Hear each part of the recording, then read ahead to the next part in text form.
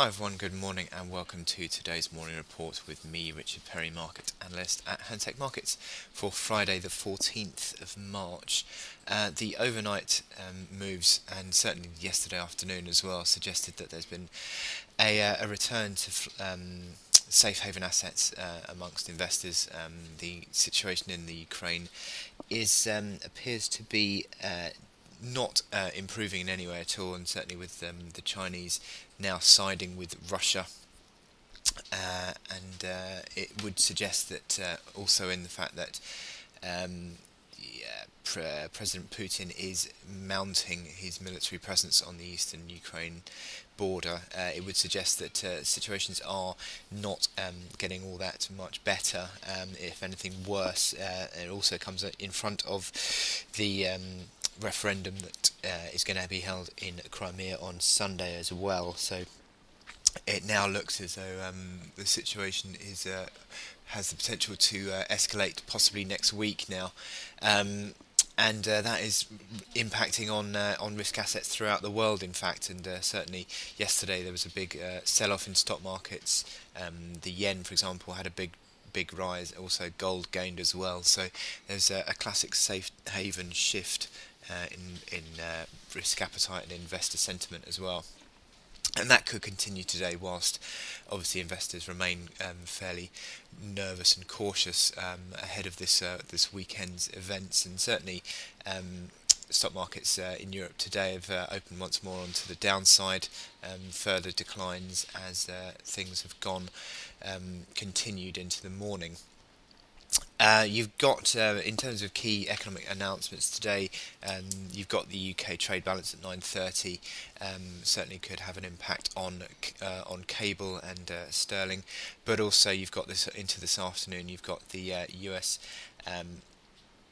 University of Michigan sentiment, which has is expected to actually rise from 81.6 to 82, and looks to be certainly on that chart anyway, sort of on an improving trajectory.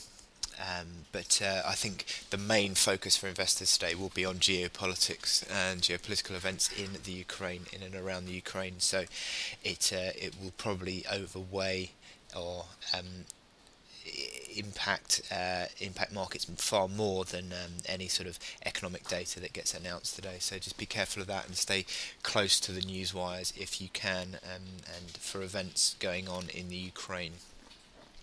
My chart of the day subsequently, as I said earlier, the sell-off in the markets yesterday has had a significant hit on stock markets, and the DAX is the big main impact that this is being seen through. We've seen a fall to a new 2014 low. In fact, it's actually now fallen below the December low this morning, and is back to where it was back in October. Now this produces the potential, you could argue, for a double top pattern that's in play here.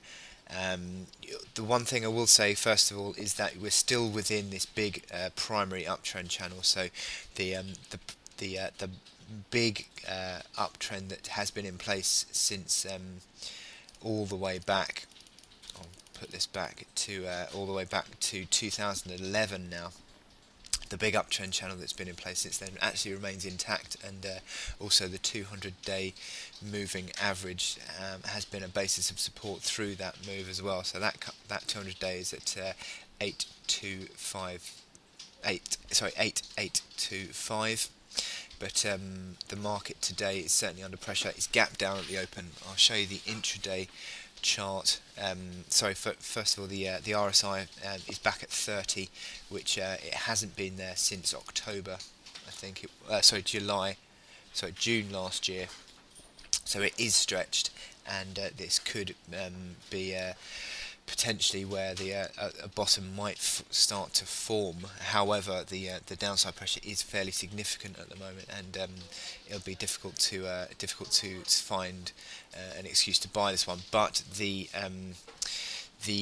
contrarian traders amongst you may well be interested to know that the move at the moment is entirely outside the Bollinger Band, so that suggests that we are at extreme territory in terms of trading. Also today on the On the hourly chart, you'll see this gap down from yesterday's close. Yesterday's close was 9017, so there is a gap now open at 9017, which theoretically needs to be filled. So this could be certainly on the hourly chart anyway. This could be a bit of a